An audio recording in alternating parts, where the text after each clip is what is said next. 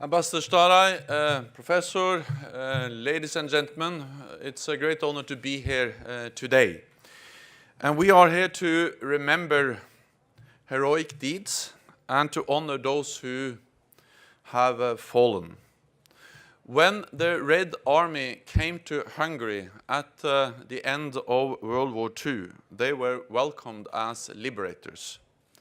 But the Soviets wanted far more than just to liberate. They wanted to control. They imposed one-party rule and a totalitarian regime. The oppression sowed the seed of a revolt.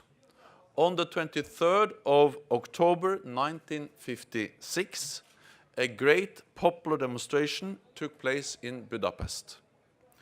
People called for free speech, free elections, and the withdrawal of the Soviet troops. When the secret police opened fire, peaceful protests was turned into violent revolution, instantly turning thousands of ordinary people into brave freedom fighters. This pro-democracy rebellion could have led to a new dawn of peace and freedom for Hungary. But soon, Soviet tanks crushed the revolution. In the weeks that followed, 200,000 people fled the country.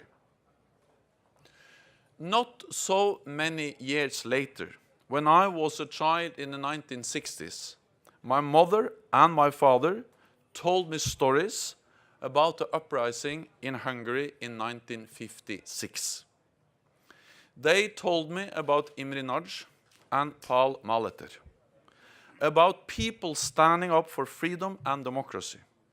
But in particular, they told me about people fleeing from oppression. Because my mother and my father were at the border between Austria and Hungary. They both were volunteers working for an international student organization, running a refugee camp, and helping people to get out of Hungary. I am proud of my mother and my father for the role they played in those difficult days. And I still have friends in Norway who fled from Hungary at that time. Tragically, the Hungarian people continued to suffer for decades.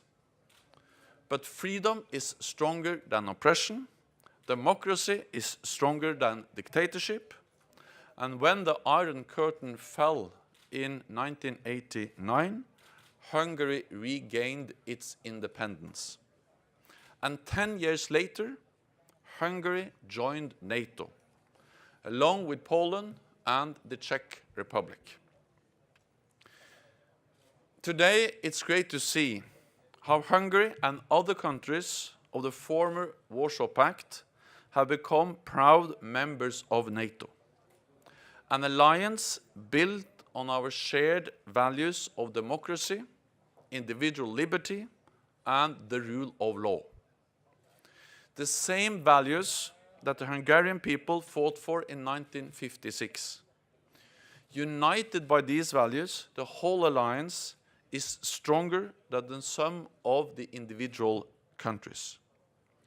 This shows the value of collective defense in what continues to be a dangerous world.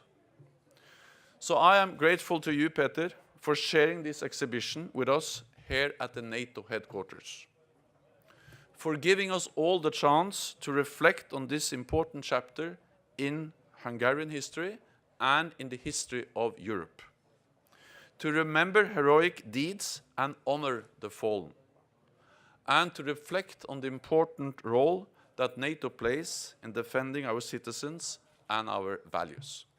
Thank you.